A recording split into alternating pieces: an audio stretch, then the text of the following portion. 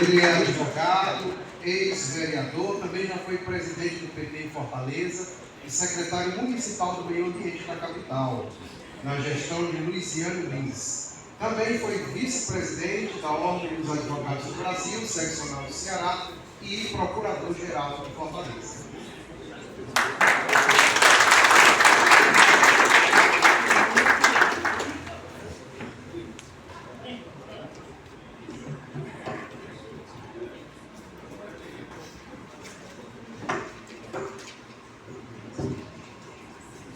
Bom dia a todos e a todas.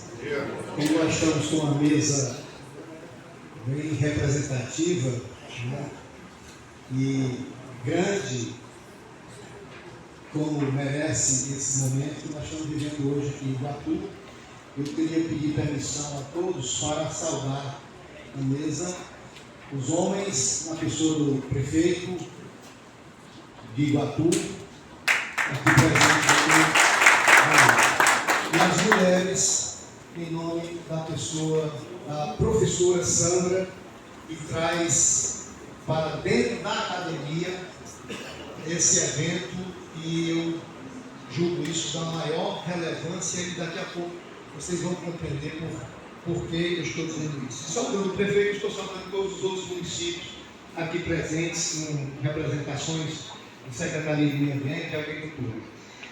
E não poderia deixar, ainda nas questões dos homens, de fazer uma saudação muito especial, merecida. E sou até suspeito, porque eu, na verdade, conheci tem pouco tempo. Estou me referindo ao Neto Braga, que aqui foi já colocado como uma espécie de Espírito Santo, né? Porque são 3 em 1. E eu penso que, mais do que conhecer pessoalmente alguém, a gente se referencia, né, nas obras, nas ações da pessoa que a gente está mencionando. E o Neto, sem dúvida nenhuma, é um gigante, e como já foi dito aqui pelo poeta Murilo, quiçá se nós tivéssemos em todos os recantos, não apenas do Ceará, mas do Brasil e do mundo, um Neto Braga. Tantos outros recantos.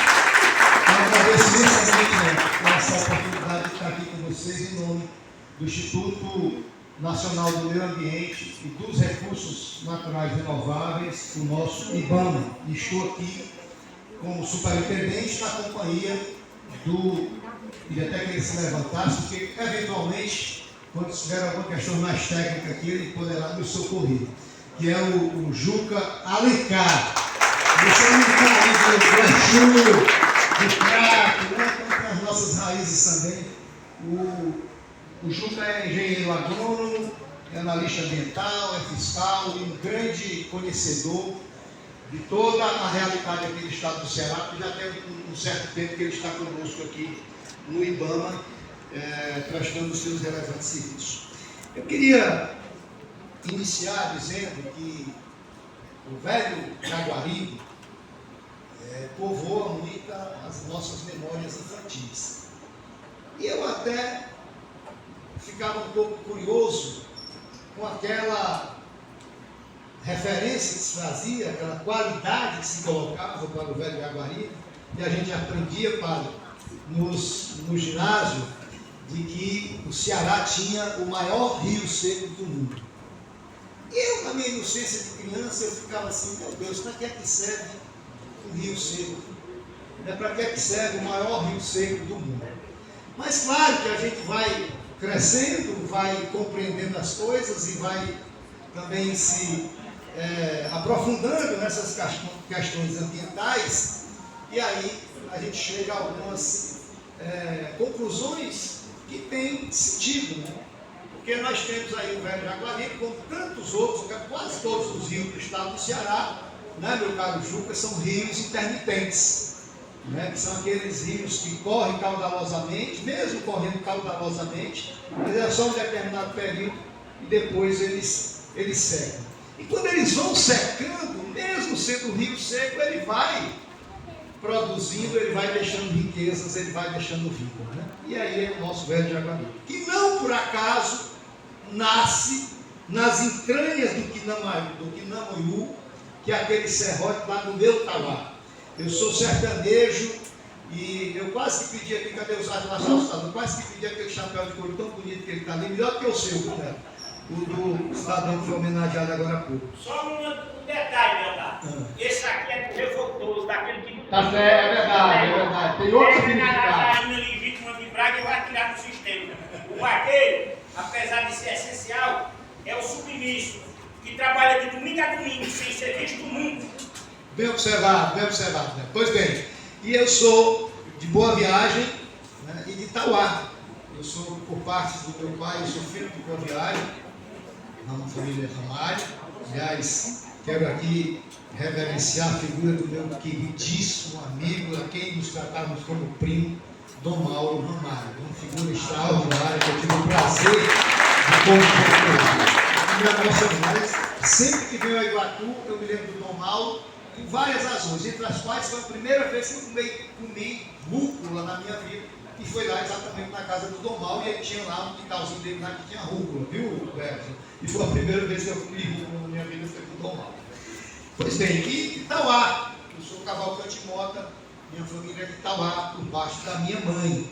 Então, o rio Jaguaribe nasce no meu Itauá, e corta quase o Ceará inteiro, né? Essa parte do Ceará que vem lá dos sertões dos Inhamuns até desembocar na imensidão, alimentando a imensidão do Oceano Atlântico. Então, eu queria rapidamente, porque eu acho que o momento merece, lembrar uma poesia que está no livro do Luciano Maia, me parece que esse livro foi publicado em 1993, no livro Jaguaribe, Memórias das Águas. E é um pequeno trecho de uma das poesias. Água do rio em curso movimento, lavando as rugas desses morros áridos que o Jaguaribe enxuga à mão do vento. Esse trecho é do poema Da Água. E o outro. Existe amor no meu canto, paixão da terra que anima os versos de riso e pranto. No abaixo, rio acima, águas cobertas do manto do universo da rima. Trecho do canto rio. E aí, para não deixar sem um registro sobre essa observação muito pertinente do ponto de vista político, sociológico e humano que fez o Neto nesses campos sobre o chapéu de couro, a gente não pode deixar de lembrar que, tal qual o rio do sangue que corta parte aqui da região jaguaribana, nós temos, sem dúvida nenhuma, no percurso da história, muito sangue derramado no meio desse rio Jaguaribe, como de tantos outros no nosso país. Bom, e aqui eu quero trazer a palavra do IBAMA, do Governo Federal, do Ministério do Meio Ambiente, nesse momento que eu julgo, assim, de uma felicidade muito grande para mim, que estou iniciando a gestão como superintendente do IBAMA aqui no estado do Ceará. Tive a felicidade de, poucos dias antes da minha nomeação, 2 meses antes, ter vindo para um evento social aqui em Iguatu e encontrei o Neto. Foi ali que eu conheci o Neto, eu não conhecia o Neto. E conversamos, ele sabia que estava com essa possibilidade que eu viesse a assumir a superintendência do IBAMA, e comecei a travar aquele conhecimento dessa luta de vocês, que não é só do Neto, que é a luta das pessoas conscientes do Iguatu, das pessoas conscientes da região jaguaribana, na defesa desse veio de vida que é o Rio Jaguaribe, e que é importante que cada vez mais gente se aproprie dessa pauta para promovê-la, para defendê-la. E aí eu dizia, um pouco foi um momento que a gente não pôde conversar muito, que tinha muito forró, né, que era o aniversário do amigo Sá, e aí eu tive a oportunidade de aprofundar, mas fiquei curioso, e disse para o Neto, eu quero conhecer mais o projeto Come Abaeté, o projeto da defesa do Jaguaribe. E no mesmo dia em que saiu o ato da minha nomeação para superintendente do IBAMA, foi exatamente no dia 19 de julho, eu tenho a impressão que o Neto Braga foi a primeira pessoa para quem eu mandei uma mensagem. olha, acaba de sair a minha nomeação, passei a cópia do ato de nomeação e quero conhecer mais o projeto, quero estar junto com vocês, levando o IBAMA para ser parceiro da sociedade, parceira da prefeitura, parceira do movimento ambientalista, para nós fazermos essa promoção de ambiente. Nós vivemos no Brasil, minha gente, e aí, independentemente, e eu não quero aqui entrar em mérito de discussões de natureza político-partidária, quero entrar em mérito de discussão políticas, né, em alto nível, mas não em políticas partidárias. Cada um de nós tem as nossas preferências e não é o caso. No entanto, nós temos que nos apegar a fatos. Né? Há um jornalista, que eu esqueci aqui o nome, Leon Aleazar, acho que era, que dizia o seguinte: fatos, as versões podem variar, mas fatos são fatos. Pode variar, existe do fato. Né? Isso aqui é um pedestral de vidro. Isso é um fato. Não há quem mude isso, isso é um fato. Eu posso até, cada um de nós, ao ser convidado a descrever esse pedestral, poderemos fazer várias versões, mas nós não vamos conseguir demolir a realidade de que isto aqui é um fato. O que é que eu estou querendo dizer com isso? É que nós estamos vivendo no Brasil, de norte a sul, a nação brasileira está vivendo um momento de reconstrução nacional. Isso é fato. E na pauta ambiental isso é dramaticamente verdadeiro. Eu, no discurso de posse que fiz lá no IBAMA, eu mencionei que algo simboliza a senha que foi dada contra o meio ambiente, contra a civilização que busca salvar o futuro do planeta. E essa senha foi dada pelo então presidente da República quando, ao assumir, o primeiro ato foi determinar a punição de um fiscal do IBAMA, que o tinha multado quando ele cometeu um crime ambiental lá no Rio de Janeiro. Então aquela senha foi dada e o Brasil, a partir daquele momento, se tornou um pária internacional na questão ambiental. E outras, mas eu vou ficar aqui só na pauta ambiental. Então, nós estamos vivendo esse momento, inclusive, de resgate da autoestima dos servidores públicos, de um modo geral, e particularmente os servidores públicos que cumprem essa tarefa fundamental, imprescindível, que é a tarefa de controle e fiscalização do meio ambiente, da vida. Aliás, eu estava aqui pensando e acabei me envolvendo aqui um pouco na poesia do Luciano Maia, e eu ia começar, na verdade, a minha fala perguntando o seguinte: quem é aqui que gosta de todo dia pela manhã, durante todo o dia, mas principalmente assim que acorda, que abre uma torneira e vê fluir dali aquela água ali? Quem é que gosta aqui? Levanta a mão. Parece que tem gente que não gosta, que não leva a mão, né? O que é que eu estou querendo colocar com isso? Minha gente, isso é fundamental para a vida. Nós temos aquela água fluindo da torneira, não é só pela ação do homem que tratou aquela água, é pela ação da natureza, é pelas nossas nascentes que estão ainda preservadas e algumas delas muito ameaçadas, né? Então é impressionante como é que alguém às vezes não compreende a imprescindível atuação de servidores públicos e da sociedade que fiscaliza, que denuncia agressões à natureza. Porque se nós não protegermos a natureza, nós vamos estar condenados não apenas à nossa morte individual, mas a morte da civilização, a morte da terra, a morte do ecossistema. Será que alguém não percebe, por exemplo, que aquele incêndio que destruiu agora aquela cidade americana, se imagine que tragédia, a cidade foi completamente destruída. E não foi por nenhum Nero. Aliás, há controvérsia sobre essa história do Nero, mas vamos deixar para lá. Não é?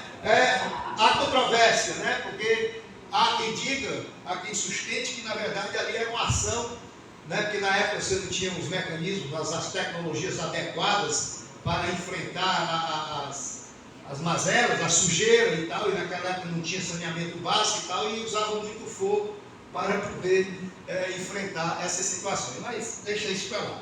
Então o que eu estou querendo colocar dessa importância, e aí com relação ao IBAMA, e eu dizia também na minha fala no dia da posse, o IBAMA, a gente tem usado muita expressão, né? O Brasil voltou. E a gente está no IBAMA, o IBAMA voltou. E eu tenho dito, não, o IBAMA não voltou. O IBAMA nunca deixou de ser um espaço da administração pública de muita importância e de muito compromisso, de servidores muito dedicados e muito qualificados.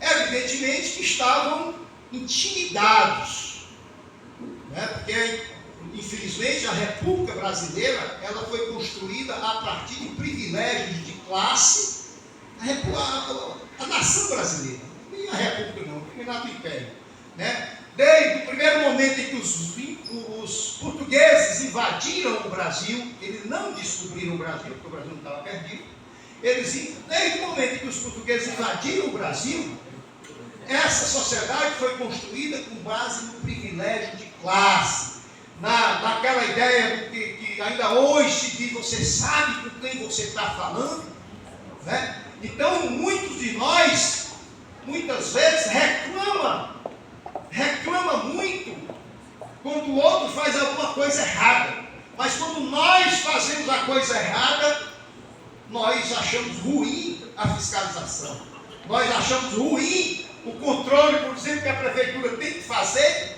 do espaço urbano, né? O controle urbano da cidade, o local adequado para colocar o resíduo e por aí vai.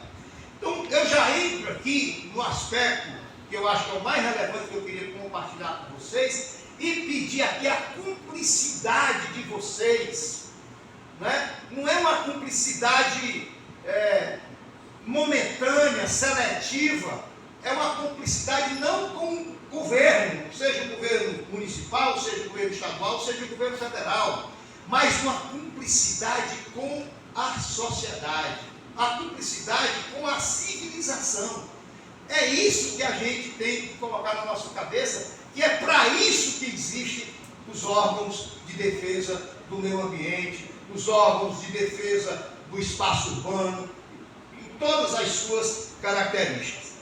Na questão ambiental, nós temos hoje um problema, e aí eu já quero ir, prefeito, e também chamar a atenção, está aqui o secretário de Vaz Alegre, de Jucás, né? De Grangeiro, de Icó, né? Enfim, se eu estou aqui já visualizando, quero aproveitar e dizer que está acabando de chegar aqui um dos mais qualificados técnicos do IBAMA, o biólogo, meu querido Alberto Clefs, eu não sei o som dele, porque ele é romeno, o sobrenome dele não me atrapalha, que faz um trabalho maravilhoso numa outra ponta do IBAMA, que vocês precisam conhecer, se apaixonar e se dedicar a ele, que ele é o chefe do CETAS, prefeito. O CETAS é o Centro de Triagem de Animais Silvestres. Então ele é um protetor, não é? Esse setor que protege a fauna do nosso estado do Ceará. E ele já percorreu esse estado do Ceará de norte a sul, de leste a oeste. Nesse momento ele está vindo numa ação, me parece que de Jucás, onde ele onde o CETAS, que está lá em Fortaleza, ele recebe animais que estão, ou que as pessoas espontaneamente entregaram, ou animais que foram acidentados, né, animais silvestres, principalmente aves, que é muito, no combate que é importantíssimo se fazer, o tráfico de animais silvestres, especialmente de aves, que é uma situação muito grave no Brasil e que o IBAMA faz um trabalho extraordinário disso. A semana passada eu fui com ele lá na minha terra, na Boa Viagem, a gente ia viemos para um evento lá em Xeramobim, do Breve Fogo, e depois fomos à Boa Viagem para passar lá para pegar um cidadão que tinha um macaquinho e mandou avisar que queria entregar o macaco. E é óbvio, o IBAMA não tem perna para ir buscar A não ser uma coincidência dessa está passando e tal. Normalmente, quando a pessoa está com uma situação dessa, retém legalmente o animal silvestre, ele pode entregar espontaneamente, prefeito, e não sofrer nenhuma consequência, não ter nenhuma multa, não ser autuado e nem estar ali correndo o risco de ser processado pelo crime ambiental. Pois bem, o IBAMA, o sistema ambiental brasileiro, ele tem as competências. As competências, elas são complementares, elas são concorrentes, né? Você tem as atribuições do poder local, dos municípios, a atribuição do poder estadual, né, o Estado, e as atribuições do poder nacional, né, que é o governo federal da União, que é exercida pelo IBAMA, e também nas unidades de conservação, é exercida pelo ICMBio. E aí eu queria chamar a atenção da sociedade iguatuense, chamar a atenção particularmente dos administradores públicos que estão aqui. Porque desde o momento que eu fui anunciado como superintendente do IBAMA, a primeira coisa que eu disse que ia fazer, professora Sandra, ela deu uma saída aqui, a professora Sandra, e aí eu quero destacar o papel da academia. Eu fui secretário do Meio Ambiente de Fortaleza, e nessa experiência que eu tive como secretário do Meio Ambiente de Fortaleza, eu conheci algumas experiências maravilhosas fora do país. A principal delas, que eu me apaixonei, inclusive pelo modo como aquela sociedade vive, que é exatamente o que é feito na Suécia.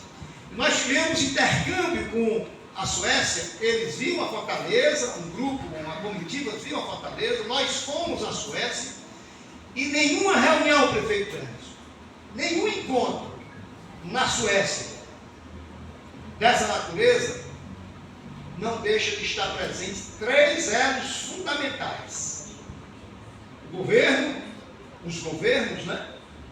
A academia e a iniciativa privada.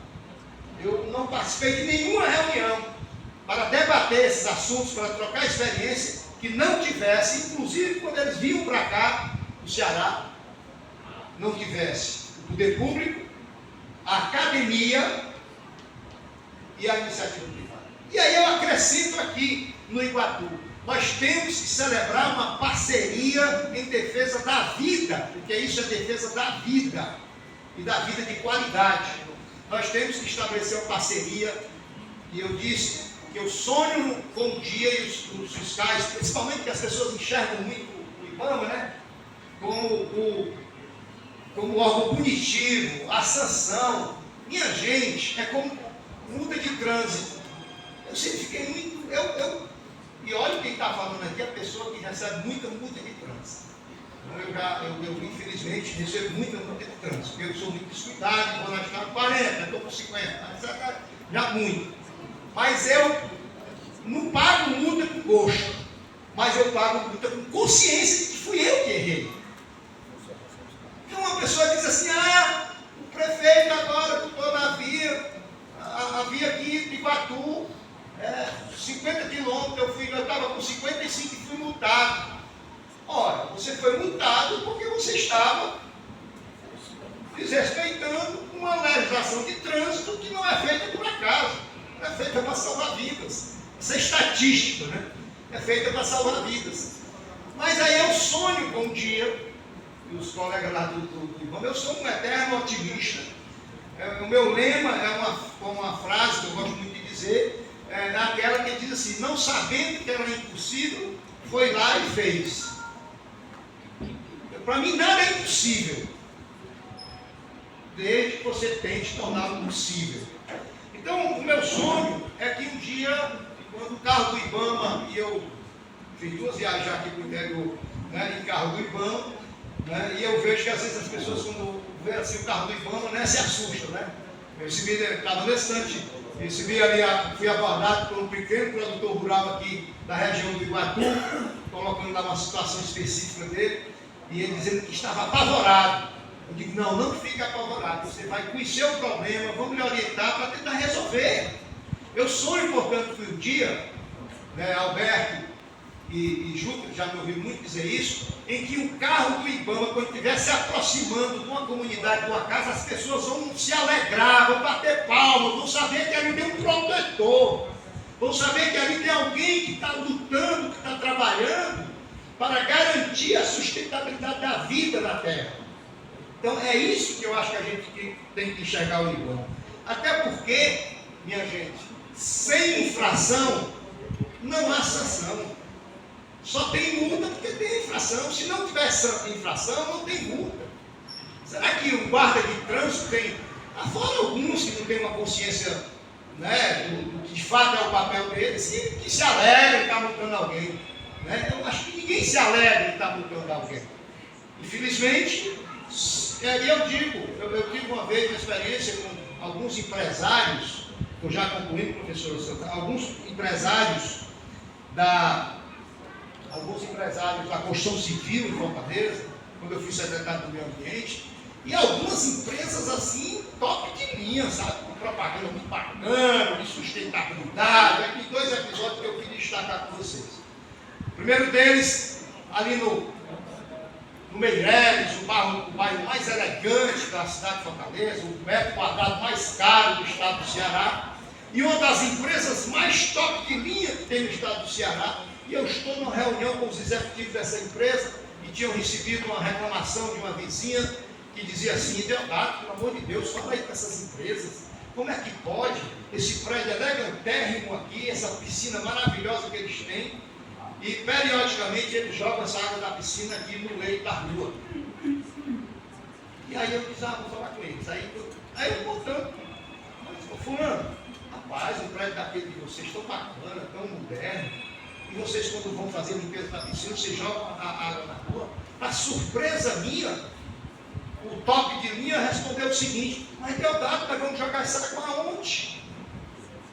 Ou seja, é uma coisa absolutamente absurda, né? Porque tem as regras que não é assim, não joga na rua. Tem o escoamento correto, na fluvial, nas águas da chuva, e também o escoamento dessa água, etc. E o outro, e aí tem a ver com essa história da fiscalização, que foi uma outra empresa também, top de linha, que não é nem tão top assim, mas já foi tida como muito top de linha aqui no estado do Ceará. E aí dá uma reunião sobre essa questão dos licenciamentos, prefeito, que você tem aqui, que certamente, os alvarás de construção. Minimamente você tem as regras estabelecidas, os recuos da rua, né, a área da questão da permeabilidade, essas questões que envolvem, né, a proteção ali disso, do espaço urbano do solo, né? E aí ele disse assim: Deodato, eu acho que devia ser assim, aqui no Brasil devia ser assim. Ou a gente tem um empreendimento, a gente constrói, depois que a gente terminar de construir, a prefeitura vem lá para olhar se está tudo ok. Eu digo: meu amigo, se do jeito que é hoje, você tendo que aprovar no órgão, você passando por processo de fiscalização, vocês cotidianamente aqui, vocês quebram regras, imagina se lá estivesse uma situação dessa. É claro que tem algumas experiências, e eu sou, como já disse, um eterno otimista, e nós vamos chegar lá. Prefeito, a questão do lixão aqui de Iguatu, que não é só do Iguatu, é uma coisa das mais terríveis que nós temos hoje de problemas urbanos no Brasil. Essa lei é de 2010. Quando eu fui procurador-geral do município de Fortaleza em 2000, na primeira gestão de 2005, com a Luiziane, a gente já vinha tratando dessas questões e tal. Depois veio a lei federal, né, da questão de acabar os lixões. 2010, tinha um prazo de 4 anos para os municípios cumprirem. 2014, portanto, nenhum município do estado do Ceará cumpriu esta lei. Nem em 2014, nem depois, quando foi feito o movimento para prorrogar, e até hoje não se cumpriu. Acho até que alguns municípios têm avançado mais, outros menos, e aí eu estava dizendo, prefeito, voltar para a experiência da Suécia. Por exemplo, a grande saída que se coloca hoje, e que eu tenho minhas críticas, é em relação à questão do consórcio. Consórcio, diante da gravidade do lixão, tudo bem. É como a lei de Talião, né? Tem gente que acha que a lei de Talião era coisa terrível, era terrível, mas para a época era um avanço. A lei de Talião, olho por olho, dente por dente, né? Todo mundo conhece essa história. Porque antes da lei de Talião era pior. Tinha a vingança privada. Se eu fui ofendido por uma determinada coisa, eu poderia matar o meu ofensor, mas não quero matar o meu ofensor, vou matar a mãe dele. Então eu podia escolher quem é que eu ia penalizar. Então era pior do que a lei italiana. Então, a lei italiana foi um grande avanço para a humanidade na época dela. Então, voltando aqui para o caso do bichão. Óbvio que o consórcio, que é aqui vários municípios, aqui deve ser Iguatu, Acopiara, Saboeiro e tal. Mas tem uma coisa de atraso nisso muito grande. É você estar pagando para conduzir lixo nas estradas. Não é? Por exemplo, o município de Acopiara, se o assédio, acho que é aqui, Iguatu, do consórcio, não será? Não, aquele que chegou para cá, que chegou em Iguatu, Cais. E onde é a sede desse consórcio daqui? É aqui, Iguatu. Iguatu. Então o município de Quixelô vai pagar, vai ter despesa, a sociedade de Quixelô vai ter despesa para trazer o resíduo aqui para Quixelô. O lado de outro município, qual é o outro centro? Sacoeiro. Você imagina o custo disso, né? Então, nessa sociedade, nessa cidade, que uma das que eu visitei na Suécia, e aí eu acho que enquanto a gente não consegue chegar nesse ponto, vamos dar o primeiro passo, né? O primeiro passo poderia ser um grande trabalho de estimulação da coleta seletiva do resíduo. Porque resíduo é matéria-prima, é dinheiro. É dinheiro. Então, nessa cidade chamada Boros, prefeito, eles separam o resíduo em 17 itens. Claro que é um grande acúmulo na sociedade. Você imagina, você bota um ponto não é qual ponto aqui do Iguatu, aqui nesse bairro, por exemplo, e aí vem uma cidadã no seu carrinho, trazendo o seu resíduo, né? Só separando o seco do molhado, separando só o seco do molhado já seria um avanço extraordinário, né? Aí, mas nessa cidade eles separam 17 itens. Você vê um cidadão chegar, pegar uma garrafa plástica dessa aqui, tira a tampinha, coloca no canto, tira o rótulo, coloca no outro canto e a garrafa no outro canto. Aí o cidadão diz: Deodato, vocês acham difícil? Mas Deodato aqui também era difícil. Nós começamos uma experiência em 1993 com 3.000 famílias e foi avançando, e é isso hoje. Se a gente não der o primeiro passo, a gente não avança e a gente não traz modernizações. Então, toquei nessa questão do lixão, embora não seja especificamente uma área de responsabilidade nossa do IBAMA. E aí é onde eu entro para finalizar mesmo essa questão que é fundamental. E nesse sentido, prefeito, que até pedir o seu apoio como prefeito e dos outros prefeitos. Antes de eu assumir, eu me comuniquei com o presidente da APRES. Porque nesse meu objetivo de ajudar a colocar o IBAMA no imaginário da população, e graças a Deus já muita gente tem esse imaginário já mesmo, hoje nós estamos saindo dormir lá em Xelô, né? Lá na fazenda do meu amigo, meu colega, advogado do Banco do Brasil, irmão dele está aqui, o Dácio Menezes, filho de Iguatu, né? Dormi lá em Milhão, lá na fazenda dele, lá em Milhão. E quando nós estávamos saindo de lá, né? Tem muitas entradinhas na estrada e a gente estava um pouco perdidos, eu e o Luca, e vinha um cidadão numa moto. Nós paramos o carro ali, ele parou, quando ele viu o carro do IBAMA, ele já foi fazendo inúmeras denúncias. Onde vocês precisam vir aqui mais? Porque na verdade está existindo aqui muito caçador, estão estragando tudo e tal. Então há uma percepção das pessoas do que é realmente o verdadeiro papel do IBAMA. E nós queremos, e aí é um dos focos da gestão que eu quero fazer, né, que tem a linha do nosso governo, a linha do Ministério do Meio Ambiente, que é fazer um grande processo de educação ambiental. Por isso eu liguei para o presidente da APRES, o Júnior, Carlos Júnior. A primeira pauta que eu gostaria de ter é com vocês da APRES, porque eu quero levar o IBAMA para todos os municípios do estado do Ceará no processo de parceria do IBAMA com os municípios. Um dos problemas mais graves que a gente tem, que às vezes a gente pensa que é pequeno, mas ele não é pequeno, ele é grande, que é o problema das queimadas. Nossa região é uma região de dureza do sol, né, que facilita, por exemplo, os BRO, né, setembro, outubro, novembro, dezembro, facilita imensamente os focos de incêndio. E nós temos, minha gente, prefeito, quero convidar todos vocês, quem não conhece ainda, quando estiver indo para Fortaleza, né, vão aqui pela Solonópolis, para sair ali pelo Quixeramobim, passem no Quixeramobim, quem não conhece, para conhecer o Prédio Fogo, que é uma unidade que nós temos do IBAMA, que funciona lá no imóvel antigo, que era do IBDF, e que funciona lá, esse Prédio Fogo. Um trabalho fantástico, maravilhoso, referência nacional de formação de brigadas contra incêndio. E o chefe, que é o Curtis, que é um visionário nisso tudo, ele gosta muito de dizer, olha, não nos confunda com bombeiros, nós não somos apagadores de fogo, né? É mais do que isso. E aí, qual é o problema que nós temos no nosso sertão? Fundamentalmente nós temos a agricultura familiar, a agricultura de subsistência, as nossas brocas, né? O agricultor vai fazer uma broca. Esse licenciamento, ele é feito pelo poder local, pelo município.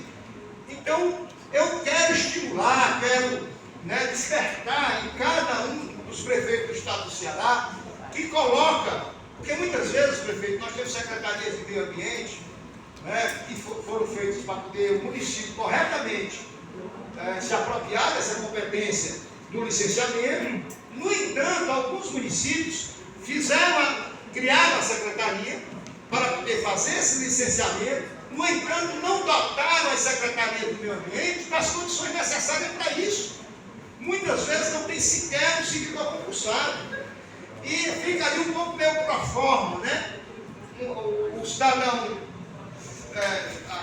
finge que existe a secretaria, né? E os órgãos, no caso da SEMAS e no caso do IBAMA, se não tiver cuidado, acaba fechando os olhos para situações que ficam se consolidando como inadequadas. Então, e gerando atritos entre os órgãos. Por que atritos entre os órgãos? Porque muitas vezes, agora mesmo nós estamos com uma situação lá no Fortim. A prefeitura fez um licenciamento ambiental, um determinado empreendimento.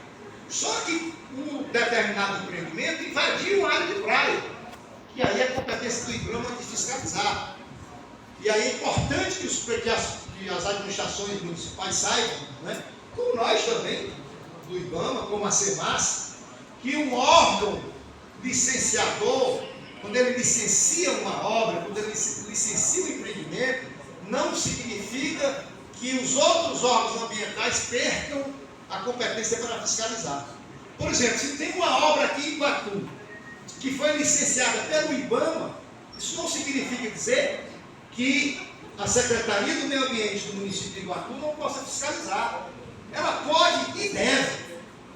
Da mesma forma, se tiver com relação a SEMAS, da mesma forma, se tiver uma obra licenciada pelo município, mas que ela está ali impactando, está praticando um crime ambiental, né, ou uma infração administrativa ambiental, isso não retira o poder de fiscalização do IBAMA.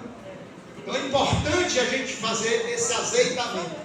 E o que eu pretendo, né, a gente vai convidar os artistas que estão aqui em outubro, depois a gente já está divulgada a data, nós vamos fazer um grande evento em Quixeramobim, no Prédio Fogo, inclusive um evento de nível técnico nacional, para a gente tentar disseminar em todos os municípios essa ideia, essa estimulação para que os municípios se organizem.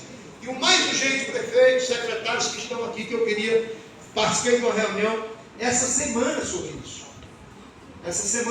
isso. Com todos os superintendentes e a nossa direção geral relacionada a esse tema, que é a questão das queimadas, que é a utilização do Sinaflor, que é um sistema, né, informatizado, que o município, que aliás teve um município hoje aqui, me parece que foi de Jucás, né? Foi Jucás que disse que já está fazendo esse acesso ao Sinaflor. E aí o prefeito Garcia, não sei como é que está a secretaria, que veja isso, para a gente falar também, né? Que bom. Então o Sinaflor é um sistema em que, por exemplo, o agricultor, às vezes a dificuldade é o quê? Que é que o pequeno agricultor, principalmente, essa é a minha preocupação maior. Porque o grande é que se vê, ele tem condições, ele tem que pagar um profissional e tal. Mas eu acho que as prefeituras, né, organizarem minimamente essa estrutura para ajudar os agricultores a fazer a coisa correta, eles não vão fazer errado. Se eles estão recebendo apoio para fazer correto, para não ter problema com eles, para não correr com medo do carro do IBAMA, não é? Eles vão fazer correto. E aí seria o quê? Com o credenciamento e a capacitação de profissionais, que não pode ter 3, não pode ter 10, mas bota um para fazer esse sinaflor. E estimular os agricultores, quando forem fazer as suas brocas, fazer o pedido na Secretaria do Meio Ambiente. Faz no município aqui, acho que foi o Jucado que me disse, está bacana, gostei, quero conhecer mais isso lá. Que o agricultor tem lá o seu CAR, né, o Cadastro Ambiental Rural, ele dá entrada no pedido do município que vai fazer uma broca lá de 1 hectare, por exemplo. E aí a prefeitura, o funcionário vai lá, faz o georreferenciamento, marca os pontos, beleza, licenciado, tranquilo, né? Porque nós precisamos de alimentos. E eu quero concluir a minha fala dizendo uma coisinha rápida, prefeito Sandra, me permitem vocês que estão aqui me ouvindo, acho que eu falei demais, mas enfim, eu acho muito importante dizer isso. Tem um problema muito sério que está acontecendo aqui no estado do Ceará, 2, no mar e na terra, um no mar e um na terra. Eu não sei se aqui nessa nossa região, o centro-sul, né, na minha região, o central, né, o sertão central do Ceará, eu não tenho conhecimento desse problema. Recebi uma informação que parece que Morada Nova, que está um pouco aqui nessa micro-região aqui, né? A Morada Nova, parece que tem alguma coisa já sobre isso. Quero me referir ao quê? É o problema da proliferação da capivara aqui em alguns municípios do estado do Ceará, especialmente na região metropolitana, ali, Maranguape, Guaiúba, Itaitinga, principalmente desses. E a bicha já está aparecendo até na Praia do Futuro. Já apareceu até na Praia do Futuro. E aí eu recebi várias reclamações, então, imediatamente, chamei os técnicos nossos para poder analisar essa situação, ver o que a gente pode fazer. E aí eu publiquei, viu, prefeito? Uma publicação disso. Aí, é claro, tem gente que quer analisar as coisas com muita superficialidade e, às vezes, enxerga a árvore, mas fecha os olhos para o que está acontecendo na floresta, né? Então eu coloquei, e aí a pessoa disse assim, não, os homens invadiram os espaços da capivara. E aí eu disse para a pessoa, eu disse assim, eu vou dar 2 notícias para o cidadão. 2 notícias, uma boa e uma ruim. A notícia boa é que quando nós aqui são 20 para as 11, né? Quando nós terminarmos aqui, todos nós vamos almoçar. Uns vão comer mais, outros menos, outros mais qualidade, outros menos, não interessa. Todos nós vamos, no mínimo, comer aqui um feijãozinho com arroz, não é verdade? E, obviamente, para nós comermos o feijãozinho com arroz, daqui a pouco, depois que o senhor responder as perguntas, claro. Daqui a pouco não. Não, daqui a pouco, na hora que for. Né, padre? E quando nós vamos comer feijão com arroz, esse feijão e arroz foi produzido por alguém. Muito provavelmente na nossa região, pelos nossos pequenos produtores rurais. Mas alguns deles foram produzidos até pelo agronegócio. Essa é a notícia boa, nós vamos ter o feijão, tá? E o arroz. Agora eu vou dar a notícia ruim.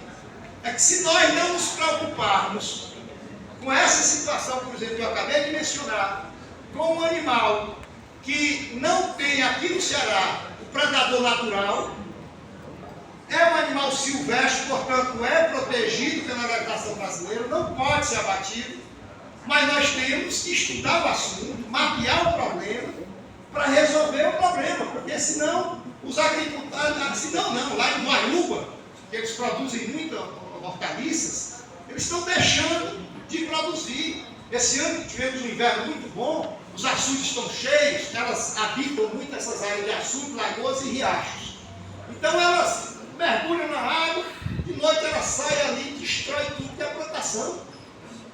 Então das duas umas, se nós não nos preocuparmos com isso, de achar que nós é que devemos sair e deixar só elas ficarem ali, nós vamos não ter mais lá na frente o arroz e o feijão, ou muitos poucos terão acesso a esse feijão, esse arroz, porque ele vai ficar muito caro, né? Porque muita gente vai deixar de produzir. Então eu queria finalizar mesmo, agradecer, viu, ao Neto primeiro, agradecer a professora Sandra, você tinha dado um saquinho, não sei se você viu, a importância, a relevância que eu dou a essa questão do envolvimento da academia. Eu vou repetir rapidamente para ela, que eu estava dizendo das experiências científicas, e desde o primeiro momento eu digo, nós temos que estar juntos, governos, academia, iniciativa privada e as comunidades, e a sociedade, e o cidadão. Porque se nós não fizermos essa cumplicidade, nós não vamos avançar e não vamos enfrentar esses gravíssimos problemas que nós temos ambientais no nosso país. Muito obrigado, me desculpem por não ter